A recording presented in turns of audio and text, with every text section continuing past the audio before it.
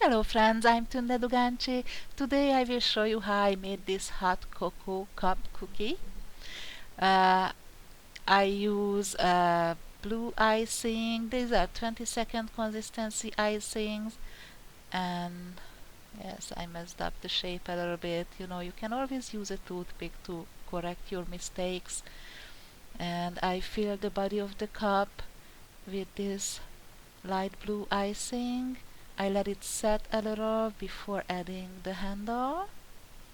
And if you want coffee, you can use darker brown. If you want cocoa, you can use lighter brown icing to fill the cup. And I will use the piping consistency white icing to add some whipped cream because I would like some texture to it.